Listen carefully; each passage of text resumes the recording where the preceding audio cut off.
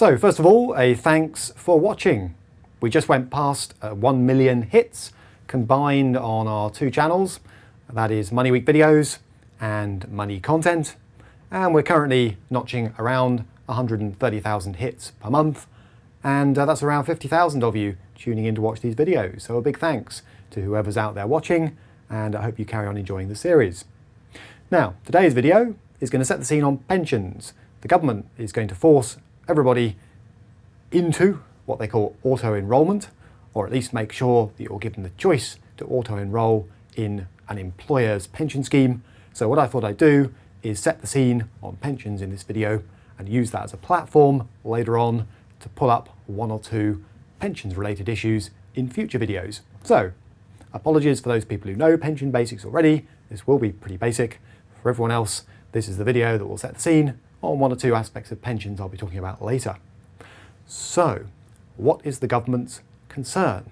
Because this week we saw the launch of the first phase of their new auto-enrolment scheme. So what exactly are they worried about? Well, their concern is essentially this. Basically, pensions can be split into two beasts. All right? The type of pension that you get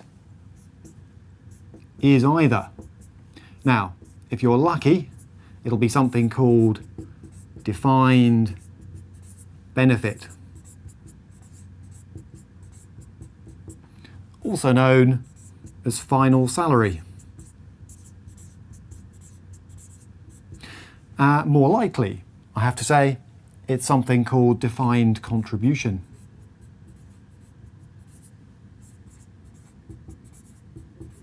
Also known as money purchase. Now, in theory, the government's auto-enrolment scheme rules could apply to either, but what are we talking about? They're much more likely to be this style. Okay, so why do I say you're lucky to have one of these? This used to be the way that lots of pensions were organised by the government and by companies, all right? But increasingly, companies are closing these down because they're very expensive. Only around 5% of FTSE 100 companies still operate a scheme of this type for their employees. All right. Now, a defined benefit final salary scheme works a little bit like this. When you leave a company, you need an income. Okay, and you might need it for quite a long time because on average, a UK man lives until 77 and a UK woman lives until 82, unless as a bloke you happen to live in the wrong part of Glasgow, in which case I'm afraid you're looking at more like 62 according to the latest stats. All right, so it is nationwide area sensitive, but the point is that means if you live as a man until 77, let's say, and you want to retire at 60, that's 17 years when someone's got to provide you with an income because you won't be working anymore. That's the theory. Right, so one of these basically is your employer, all right, saying what I'll do, Tim, under the really good schemes of the old days, if you like, is every year that you are working for the company, I will put a contribution, okay, into a pot. You don't have to worry about that pot because out the other end, when you retire, you will get a proportion of your final salary as a pension. Okay, so for example, if you stay in my company for 30 years, you might clock up 1/45 of your final salary as your pension for every year you stay here. So after a 30-year career, that's 30/45 or 2/3 of your final salary, whatever you were earning just before you retired, as a pension. And believe you me, that is pretty damn generous. Most people would give their right arm to have that kind of pension arrangement now. Okay. Now, the reality is, if you work for the state, you may not be clocking up a 1/45 every year that you work. You may be only clocking up 1/60th, okay, or even 1/80th, right? So your final pension will be that bit lower. But the point is the principle that a final salary or defined benefit pension scheme, your employer or the state says, we will worry about how much needs to go in to fund the guaranteed pension you're going to get at the other end. All right, so it gives you a lot of peace of mind as an employee because you know that if you work a certain number of years, you are likely, not guaranteed, nothing's guaranteed, the government can always change the rules, but you're likely to get some proportion of your final salary as a pension. Now, those are being gradually phased out. Companies have almost all but abandoned them, and even the state is trying to find ways to cut the cost, okay? Not surprisingly, because they are incredibly expensive to operate. So over here, you have what most companies offer their employees: defined contribution or money purchase. Now, this is a different sort of deal. Okay, the deal over here is basically this. If there's your pension fund, now, what is that? That's what's happening is you're handing your money over, and so is your employer, to a pensions company. It's being invested on your behalf by, a Standard Life or a Scottish Widows or whoever it happens to be. And the idea is that when you retire, the fund will buy you an income. Now, so in other words, what goes in is agreed or fixed between an employer and an employee. So for example, just to pluck some numbers out of thin air, you might say, well, I'll put in 3% of my salary, okay, every month as a contribution to this fund with an insurance company, whoever that insurance company happens to be, and your employer says, well, I'll match that. I'll put in 3% too. All right, what that means is you know what's going in. What you don't know is what's going to come out the other end. You have no idea, okay? There could be an enormous fund built up by the time you're 60, or it could be very small. And that's because what pops out the other end is a function of at least two things: the returns that the fund is able to generate while the money's in the fund. So imagine if you start contributing when you're, say, 30 years old, you retire at 60, that's 30 years of contributions going in, 3% from you, 3% from your employer, let's say.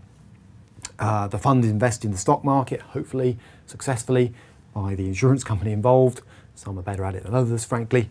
And the bigger the fund, the bigger your pension's going to be at the other end. But it's also a function not just of returns, but of something horrible sounding called annuity rates. Now, that's an expression designed to get people flicking off the videos and turning to the gin cabinet straight away. But don't panic. These are important, but they're actually not as complicated as they might sound. Here's what's happening. So you put your 3% in from you and your employer over 30 years. Okay, the fund is then, let's say, worth £100,000 just before you retire. That will be a function of how the stock markets perform, for example, because it'll be invested in stocks and bonds and so on. And some of those funds are higher risk, some of them are lower risk. Bit of advice: if you're young, you need your money invested higher risk to get higher returns, but as you approach retirement, you want to see it shuffled into safer stuff, because what you don't want is a stock market crash the day before you retire. And here's the reason: because on the day you retire, the £100,000 is going to buy you a pension income. Where are you going to get that pension income from? Well, under current rules, you have to buy, with at least a decent chunk of it, an annuity. And an annuity is effectively you going to your pension company and saying, what income will you give me in return for this lump sum of £100,000? And the answer is not very much. Just this morning I looked up some numbers. If, as a man age 60, you'd accumulated £100,000 in your pension pot and you shopped around for a decent income, so remember this is an income that's going to be, you're going to swap this £100,000 for an income in retirement, all right? If you're 60 years old, you want an income that's linked to the retail prices index, you want some inflation protection in retirement, okay? You want a 5-year guarantee on that. You are looking at a shade under £3,000 a year as your pension, all right? Now, I don't know about you, but living on just under £3,000 a year is pretty tight. So if you're thinking, well, clearly you need more than just under £3,000 a year, you can do the maths, all right? Now, very roughly speaking, if you had £300,000 to swap for an annuity, very roughly speaking, you could expect to get nearer £10,000 a year. If you got £600,000, just keep multiplying up, you could expect to get a pension income of more like £20,000 a year before tax. Right, pensioners do get taxed, okay? So the point is this: how many people have anything like that amount of money saved up on retirement? And the answer is not very many of us, all right? So in this introductory video, what the government's trying to do is to say, oh, crikey, we've got a bit of a crisis coming up. Those people lucky enough to be over here will retire on their defined benefit final salary pensions, they'll probably be okay, but there are increasingly few of those around, or the ones that are around are changing the terms of the scheme, not allowing new joiners in, revising the fraction I mentioned, using 60ths, 80ths, not 45ths.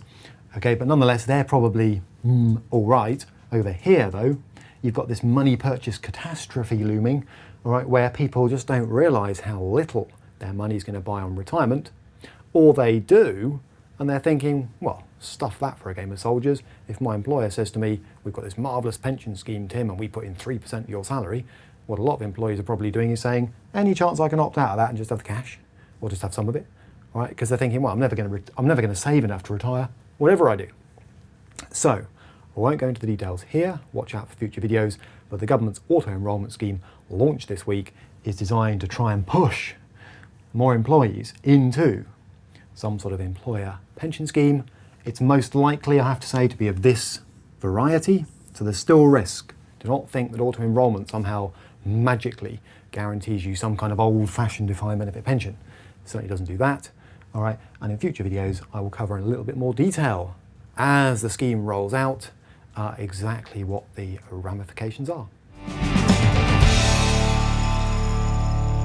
To download this free video to your favourite mobile device, find us on iTunes by searching for MoneyWeek. And the entire video archive is also available free. Just visit moneyweek.com.